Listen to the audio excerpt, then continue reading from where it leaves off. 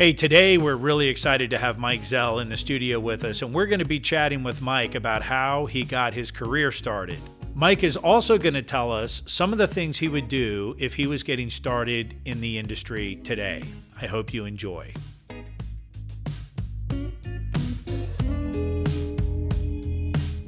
So I'm really excited that you're here, and I'm sitting here today with Mike Zell, and you've got some great stories. And you know, one of the things that I am most excited about talking about with you today is how you got started in the lending industry, because one of my goals for this show is to try to get the message out there to the younger folks on what we all did to get here where we are. Because people say us and they're like, wow, people will say to me sometimes, boy, John, it's easy for you to go to work every day. Look what you have. And I'm thinking, well, it was a struggle to get here. Absolutely. And people don't realize that. Absolutely. They really don't. Yeah. So. Yeah. And the way we did it, because you and I did it probably about the same way, is not the way you can do it today. No. So we'll talk. So tell us how you have to to adapt. You do have to adapt. Yep. That's correct. And you have some great ideas we talked about before the show, so you'll bring those in. So tell me how so you're in the lending industry.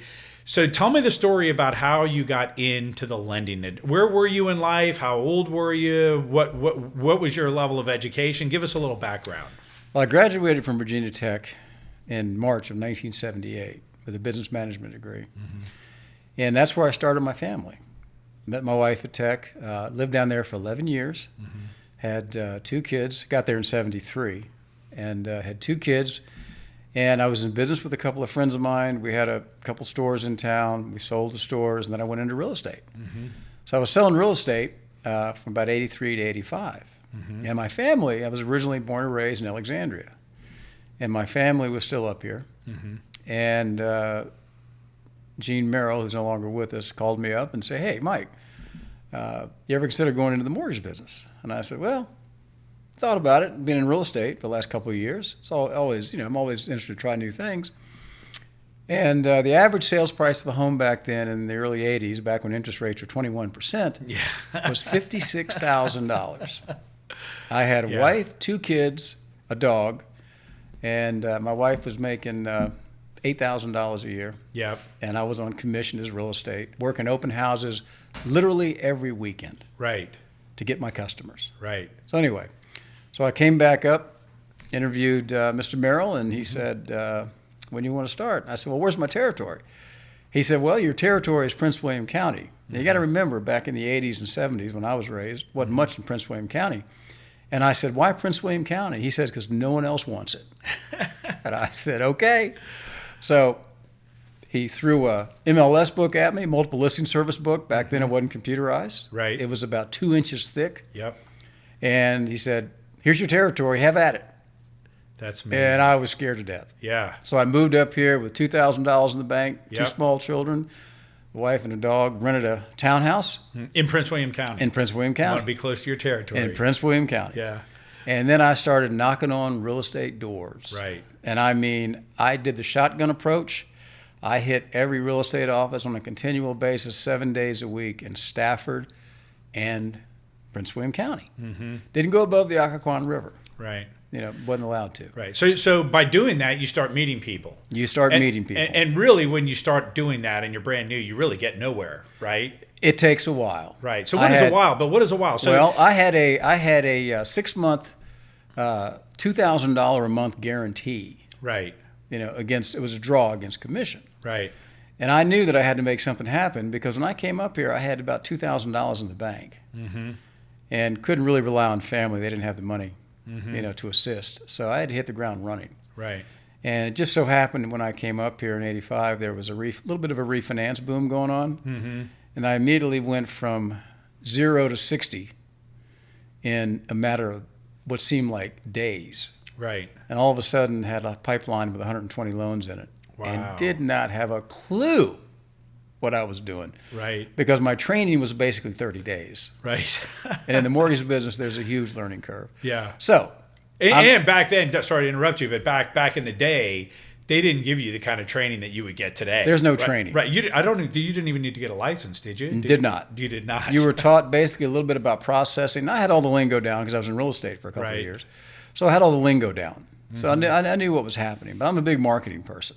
Right. And the one thing I'll tell anybody is if your name's not on it and you're out there marketing it for yourself, it's a waste of your time. Yeah. You have to brand everything with your name and your company's name. Yeah. And that's the way people know you. Yeah. So I started doing that, branding everything with my name on it, having things made, spending money out of my own pocket, which you have to do. You got to speculate to accumulate. And just started moving forward. I was marketing. I learned I learned a lot. I learned how to teach classes. I taught financing classes to new realtors. I gave seminars, first-time homebuyer seminars, anything that I could get in front of the people, in front of the realtors, and show that I'm giving the realtors a benefit and the builders a benefit. Right. The builders right now in my career are literally 99.9% of my business. Right. And I'll jump in and just say you are probably one, if not the most well-known construction lender in the industry in Northern Virginia. I appreciate that. And I'll circle back in a second, but it's kind of funny how you became one of the preferred lenders at Stanley Martin Custom Homes because your name just kept coming up and coming up and coming up. People would come in and they would say, "Oh yeah, we've met with Mike Zell," and finally it just didn't make any sense to not have you as a lender, because you're really just kind of didn't have a choice. Well, I appreciate that. But one thing, I've been in management. I retired from management a little bit less than 4 years ago. So I spent over 30 years in management, but I never, ever, ever gave up producing loans. I was producing loans the whole time. Right. But when I retired from management, when I used to hire loan officers, number one, I would tell them, a job like this, it's not a job. It's a lifestyle. Right. I agree with you. It is. Yeah. It is 7 days a week, 24/7. You have to be there when the realtors and builders need you at the open houses and make yourself available. And I also told them one big thing. I said, if you're in this job to chase a dollar and you're just focusing on the money, you're going to fail. Right. I tell them, focus on your customer. Right. Focus on what the customer needs, what their desires are, and then focus on the builder and the realtor and provide a service. Don't go to them asking. Show them what you can do, and they will come to you. Yeah, that's true. That's now, absolutely true. In order to do it for 35 years, which is how long I've been doing it, you have to adapt to the changes. When I first started, no fax machines. I carried a 12-pound cell phone, which you had on your shoulder. I remember those. Yeah. We had pagers. Yep. Okay, so I'm dating myself. Yeah. But there are a lot of people who are no longer in the mortgage business because they were unable to adapt to all the changes. And it's the same in any business. I tell everybody now, get on as many websites as you can. Builder, realtor, it's all about the social media. Right. Although I don't do Twitter, I am on social media, LinkedIn, Facebook, various other sources. But you need to adapt. Right. And you need to move forward. And don't let the discouragement, and you'll face a lot of rejection, get you down. Yep. Yeah. Well, let's talk. I definitely want to go back in a second and talk more about your start, right? And pounding through that first, because so many people, I think, get into a field when they're young and they try it out for a little while and they run into some resistance and they give up and they just say, well, it's not for me. And what they don't realize, this is the way it is. This is the way everybody gets. It's baptism by fire. So when you were starting, you went out and you hit the open houses. You were going into the real estate offices, and you and I have talked about this. You can't really do that anymore. They don't let you just walk in like you used to. But you would go in and leave flyers, introduce yourself, meet people, and you would do as much networking as you can. I think now you could go out to broker opens, right, and walk in and meet realtors, and I still do. Yeah, exactly. At 66 years old, I still amazing. Do. Yep, that's amazing. Because I enjoy it.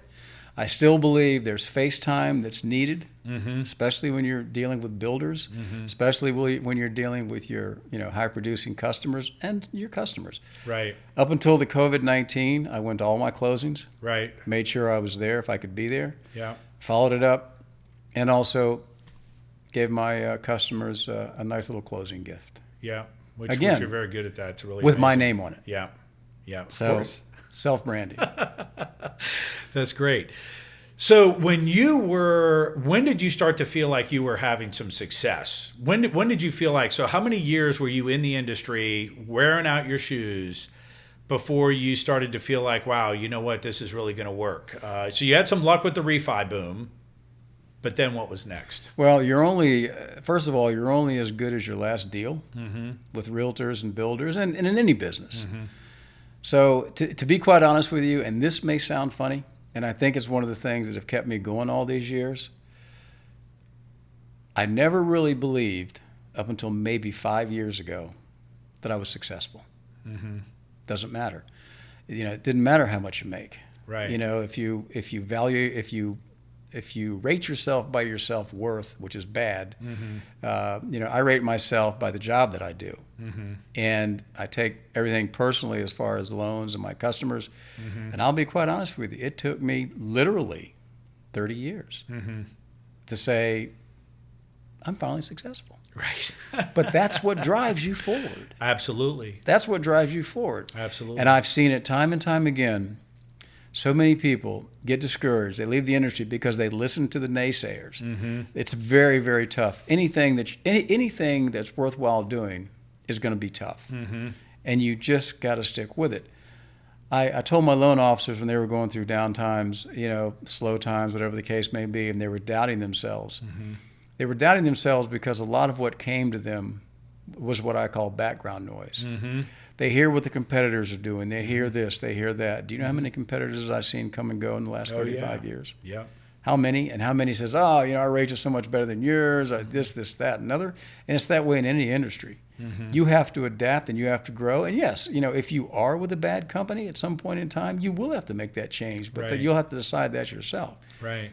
But I'm not saying put on your blinders, but try to ignore the background noise. Yeah. Put your head down, your eyes forward, and just keep forging ahead. Yeah. And then build the relationship, I think, with the people, with your customers. Correct. And follow up with them. Keep your own database, right? And then when you go to a different company, you got to let them know. And, that is correct. Always follow up with your customers. Yeah. It's a little bit difficult nowadays. Your database is not your own. It belongs to the company you work for. Right. So it's difficult to take it forward with you. Yeah. But if you do a good job for your customers, I have customers call me just the other day. I did a loan for them 11 years ago. 11 years ago. And they called me and said, you did our last construction loan and we're ready to build another house. Nice. So, but I get calls like that frequently. Yep. And that's because, again, forget about the money you're going to make. Because you're going to make a lot of money. Yep. But the customer, care about the customer. Look at them. Don't even think about the money at that point. Right. Care about the customer. Care about your relationships. Take care of those. Take care of one loan, one deal, one customer at a time. Yeah. And you will do fine. Absolutely.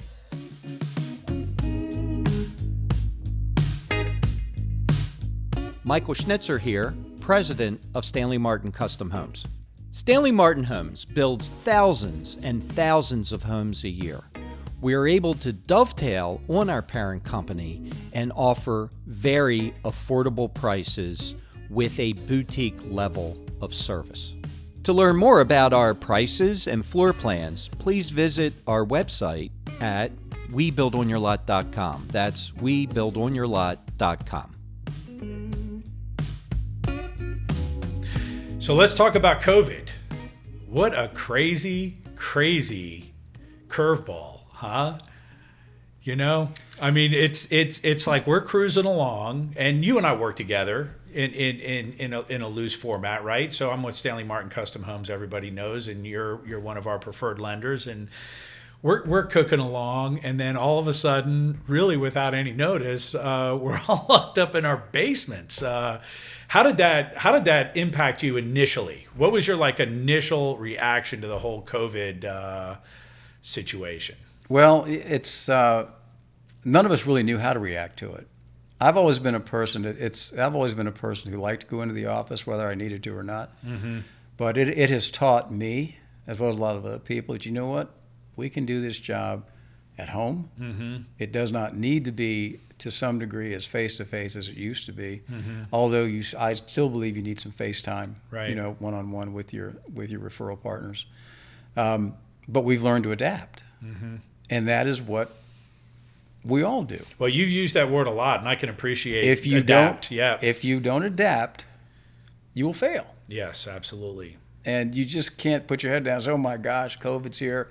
You know what? Adapt Yeah. and keep moving forward. But in this environment, keep moving forward safely. Right. So we have all adapted. I think this has been a huge awakening for the country as a whole in the fact that we are doing things now, and it's forced companies to move ahead years Right. where they weren't before. Right.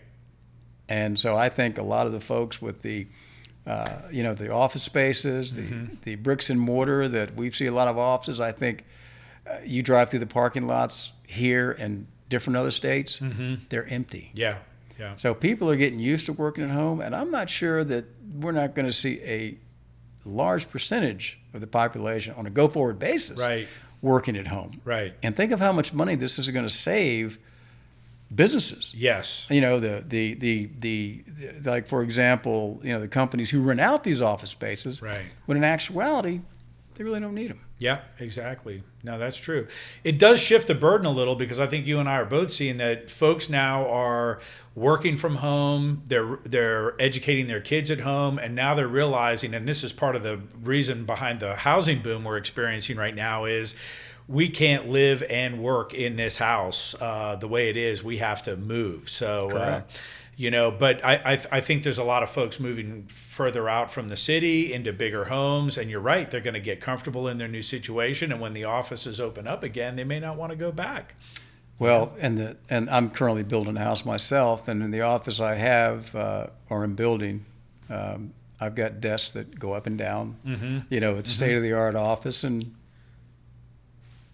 why go into the office? Exactly. If you don't need to. Yeah. So now, are you on the phone most of the time, or are you doing video conferencing? How are you approaching business with COVID? Some of my customers want to do video conferencing. Very few. The majority of them are just on my website. I'm on the phone. They're on my emails, and we get it done. We don't miss a beat. There are some people, I would say less than probably 0.1% actually want to meet me in person. Yeah.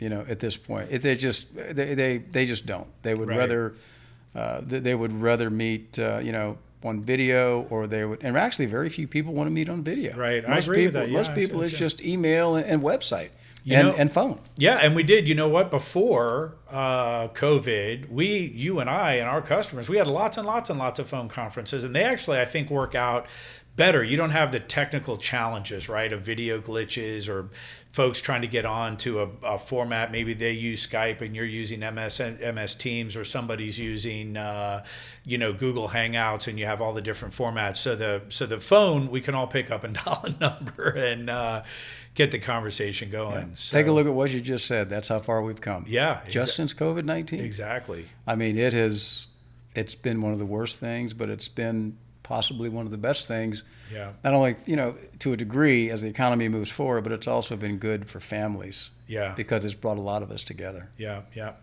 So now we have a new world. We have COVID. We have social media. We have the internet, electronic communications. We're not using faxes or 12-pound cell phones anymore.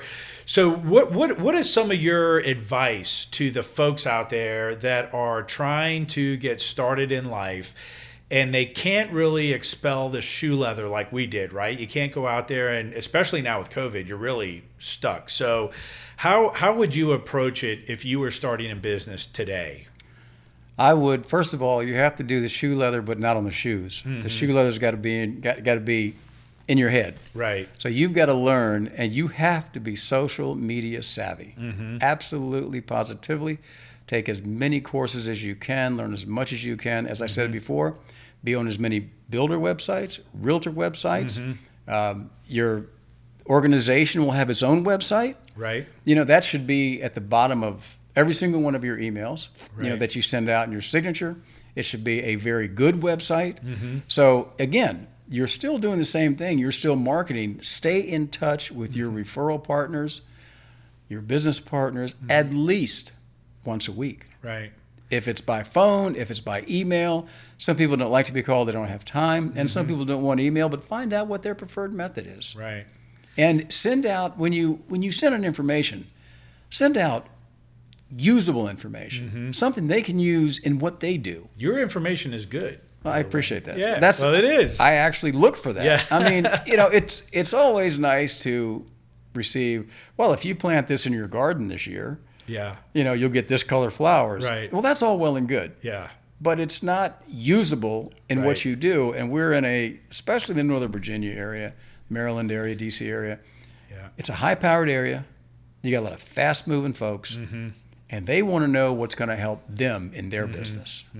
If you do that, and you don't even have to ask for their business, Right. but if you do that, you will become a part of their referral source. And I get emails all the time. I got 2 last week, some of the articles I sent out, thanking me for those articles and how it helps. And I had one realtor, she's a top realtor in Northern Virginia, McLean, and she says, your emails are really the only ones I really read because they all pertain to what I do. Yeah, you're good at that. You are good at So, finding and that's the right because info. I sold real estate and I've been doing this for so long. Yeah. And I've often thought when I retire, maybe going back into selling real estate for a team because it's what I enjoyed, even way back when. Yep. That's cool. So yeah, I think one of the most important things is also get on the phone with people as much as you can. There's something about, we can't do face to face like we used to, but there is some emotional or mental connection that you get when you get on the phone and you hear somebody's voice and you speak with them. And there are a lot of folks out there, a lot of young people who don't do the phone. Right.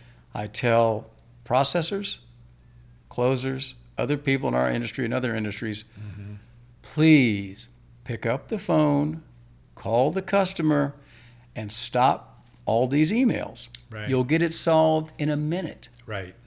And they do, and I'm telling you, it works. Yeah. Do not be afraid to talk to the customer. Yeah. I think there's so many people, especially the young people coming up nowadays, so video game oriented, so inner. They've turned inward, and it's fine with the video games and things like that, but they're not really used to conversing with people. Right. They're just used to sitting in their own little world. If you're going to be in the business world, unless you're going to be a researcher or sit in a room somewhere and write your programs and do your IT, which is fine, you're going to have that connection. Yeah. Because a lot of your personality comes across with your voice, whether they ever meet you or not. Right. And so a lot of that depends on. Yeah, and I think that goes back to experience, right? It's never going to be easy the first time you pick up the phone and have to talk to somebody. But you know what? The easiest thing you can do is ask them questions and let them do the talking and take notes. And, that's a great way to get started in a new relationship, especially if you're younger and you don't have the experience chatting with people. Let them talk to you. Listen to what your customer's saying. Exactly. You'd be surprised. Exactly. Like what you're hearing on the Go With John show? Please share it with your friends. They can sign up at gowithjohn.com.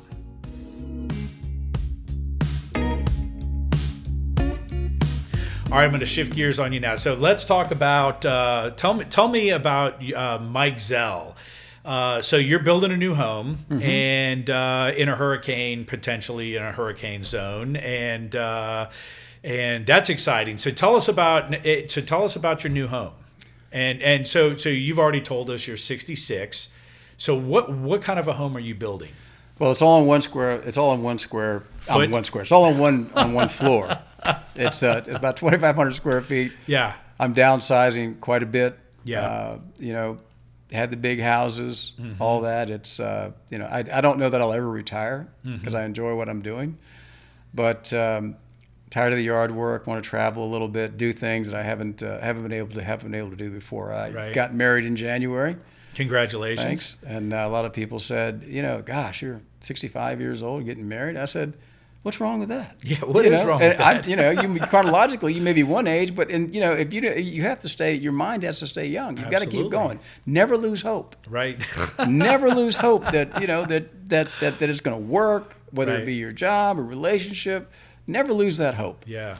Always. Well, life's all up and down anyway, It right? is. I mean, it's yeah. It is indeed. Yeah. So I ride motorcycles. I had a trike, an Indian trike built. Okay. I love motorcycles. I love classic cars. I've had those. So I'm So do you- downsizing quite a bit. Do you have any classic cars now? I do not. You do not. Last one I sold was a 1969 Corvette. Okay. That was one of the 5 brochure cars in 1969, Wow. and bought it at Barrett Jackson. Yeah. Back in 2009. Okay. So sold that. How but long did you keep it? I probably kept that probably 5 years, Okay. like that. Okay. And then I've always been into motorcycles. Have an Indian motorcycle trike that I had built, which is very nice. I don't have to hold them up anymore. Yeah. So, which is always good. Right. And my wife loves it. Yeah. And so I just stay busy, stay physically fit, work out, Yeah. do long walks, don't jog anymore. Yeah. Joints hurt too much. Yeah. But other than that, and just enjoy the beach area and just keep doing what I'm doing. Right. Right. Get up That's every awesome. morning. You got something to look forward to Yep. every day. Yep. That's good. That's exactly what Lillian Jorgensen, my mom, says. Absolutely. So tell us about. So we've talked a little bit about your career and how you got into it. And so were there any big, huge challenges that you faced in your career that were seemed so insurmountable that you didn't know how to get through it? Well, I think one of the biggest challenges I went through were all the mergers that I went through earlier in my career. That's got to be frustrating. It was very frustrating. Yeah. Because whenever a merger takes place, you never know what's going to happen, and they typically leave you alone for about a year. Yeah. And then all the changes start. Yeah. And the changes a lot of times weren't that good. Right. And so you have to make internal decisions. Gosh, it's difficult, as you well know, to build a business because basically you're self-employed. Right. And the customers are not given to you. So and you think, do I have the energy to go out and do this again? But then you finally realize, and this really helped me a lot through all these mergers, good and bad, is that the people are not using me because of who I work for. The people are using me because of me. Right. And because of the service and the care that I give Right. their customers. Right. So, and that helped a lot. I mean, it was, the companies just, one day they say, we're closing the doors. And that's literally, or we're selling the mortgage company. The Right. bank is selling the mortgage company. You weren't going to give us any notice? Yeah. No, we're selling the mortgage company, and the president of the mortgage company walks in and says, guys, I've got my golden parachute. You're on your own. That's tough. That's tough. And literally, shortly thereafter, within a matter of days, it was like, have a nice day. Wow. And when you're young and you don't have a brand and nobody really knows you, and that makes it even more difficult. That occurred within the first 7 years that I was in business. About how many times? That particular situation occurred twice. Okay. But again, been through 9 mergers. Wow. And that was difficult. Haven't been any lately. And if I could find some wood, I would knock on it. But Yeah. but it could happen again. And if it does, we'll adapt, move forward, Yep.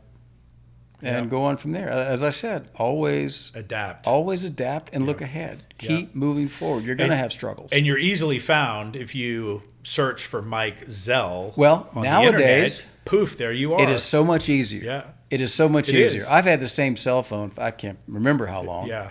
And people can Google me, and I have a number of people that said that when I was with the other bank for 11 years, Yeah.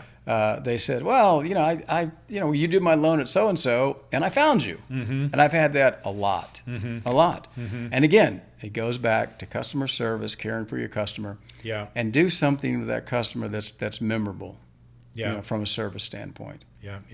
Yeah. Just because something's difficult, whether it be the customer's difficult, the loan is difficult, their situation is difficult, do your absolute best to work it out. Yeah. And the customers in this particular environment that you help through this particular environment, and the president of our bank even came out and said this, and I've already had said this, they will be your customers for life. Yeah. You've got them. That's true. That's true. So when you retire, what's next? You say you're going to maybe sell some real estate, ride your motorcycle, walk on the beach? I don't know that I can ever retire because, everybody I talk to that has retired, first of all, I have some people that say, well, I'm as busy now as I ever was. Right. But the majority of people that I've talked to that are at the stress levels that you and I have been at over the years, and they just retire, they say their toughest part with retirement is not feeling productive. I can see that. Not feeling productive. Yeah, I can see that. And a lot of folks that have been under the stress levels that you and I have been over the years don't live a long time after they retire. Right. That goes back to having hope and always looking forward. Never lose that energy or that drive to move forward. Because no matter the situation, you can always work it out to some degree. Absolutely. It's fantastic. Well, Mike, anything you want to add? You've told some great stories, some great lessons. We all know you're a great lender. We all know people can find you just by searching Mike Zell on the internet, and up comes your picture. So anything you want to add or throw out there to the folks that might be listening about anything at all, about life, any life lessons, any... Well, I think the life lessons, again, with me, I have a very, very positive spouse. She's actually taught me a lot. I've known her for 14 years, but we've only been married since January. Right. But she's taught me a lot. She's a very, very positive person. And she's taught me to be positive. I always call myself a realist. Not to say that the glass is half empty, but I always look at, okay, this is the best that can happen. Now, how do I plan for if the worst happens? Right. Always have an option. Right. Always have a plan. Right. Don't ever think, well, the best is always going to happen, so I'm not going to worry about the other. Always have a plan. Yeah, I like that. Always have a plan. I've always had a plan B. Always have a plan B. I love that. I love that. And when you get to be at this point in your life like I am, my plan B, I'll just retire. Exactly. That solves that. Well, listen, Mike, I really appreciate you coming in. It's been awesome chatting with you, and look forward to continuing our working relationship and knowing you as you continue to progress through the next stages of your career and life. Well, thank you, John. Me as well. And I've always enjoyed our relationship. Yeah, and your smiling face. I've never seen you down. And even when I talked to you on the phone when you were in your car accident and everything else, I couldn't tell. Yeah. We just talked about that. Yeah. Just keep moving forward. Yeah, I get it. I didn't always get it when I was younger, and that's what I'm trying to do. Part of what I'm trying to do with this show is talk to folks like you who've been through the struggle, who know that you just got to get up and do it every day, and you have to pay for your success in full in advance. That's correct. Let me just add one more thing before you go, and this is a life lesson I learned and regret to this day. I have three wonderful kids. Of course, they're all grown, and I never thought I would say I have children that are in their 40s, but I do. Anyway, I used to coach Little League football for my two boys. And back then, we didn't have the computers and the email and everything that we did, so we did everything in person. And I actually, after coaching Little League football for a couple of years, I actually stopped coaching because it interfered with my applications in the evening. And I regret that to this day. If you have children, even if you don't have children, get your priorities right. Because people say, oh, I have my priorities right. Well, a lot of folks that do what we do and that have these stressful businesses and do well, do not.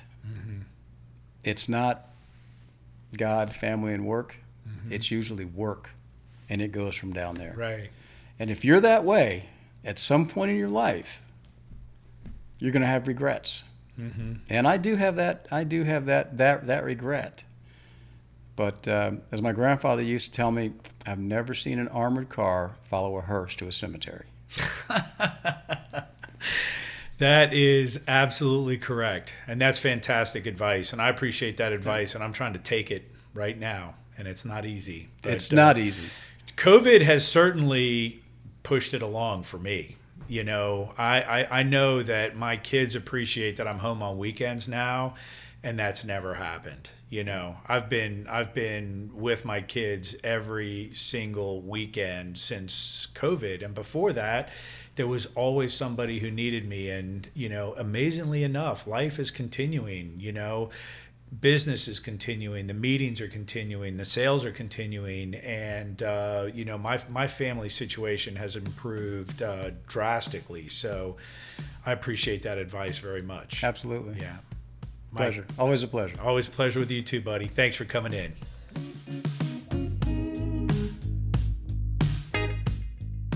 Hey, I hope you've enjoyed this episode of the Go With John show. Please subscribe on the podcast platform of your choice and keep up with our latest episodes and what's going on with the show at gowithjohn.com. That's gowithjohn.com.